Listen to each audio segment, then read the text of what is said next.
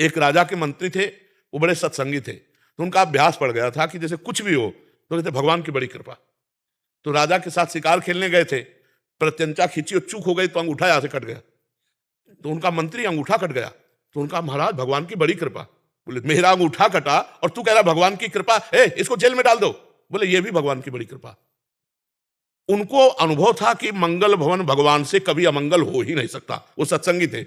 अब वो तो तुरंत आज भी है कि अगर हाथ कट जाए तुरंत उसको डॉक्टर के पास ले जाया जाए, विज्ञ डॉक्टर हो तो हाथ संचालन कर। और उस समय तो औषधियों का जोर था, अंगूठा कुछ दिन में ठीक हो गया।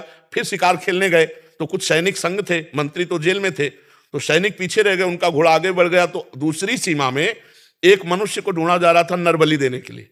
तो जो ही राजा को देखा तो दूसरे राजा ने अपने सैनिकों के साथ उनको कवर कर लिया कि इससे बढ़िया क्या होगा।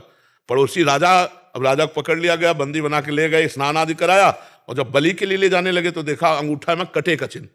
तो उसी की बलि चढ़ाई जाती है जो तनिक भी अंग भंग न हो। तब उन्होंने कहा भाई ये तो बलि देने लायक नहीं, छोड़ो इसको। छोड़ दिया।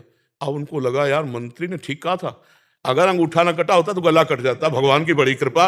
लेकिन मंत्री जेल में सड़ रहा है, मंत्री पद से हटकर जब उसको जेल में डाला तो उसने कहा बड़ी कृपा। अब गए सीधे मंत्री को बुलाया और कहा भाई हमारा अंगूठा अगर ना कटा होता तो गला कट जाता, पूरी बात बताई, लेकिन तुम जेल में सड़ रहे हो, ये कौन सी तुम्हारी कृपा। बोले महाराज मैं मंत्री हूं, सैनिक कहीं भी पीछे रह जाते मेरा घोड़ा आपके साथ होता, और आप बंदी बनाए जाते मैं बनाया आप आप तो अंगूठे के कटे होने से बच जाते, लेकिन मेरी बलि चढ़ जाती। तो भगवान ने मुझे जेल में रखा है, बड़ी कृपा। लेकिन परिणाम में निश्चित भगवान की कृपा है, आगे चलकर विवेक से देखेंगे तो भगवान की कृपा है जी।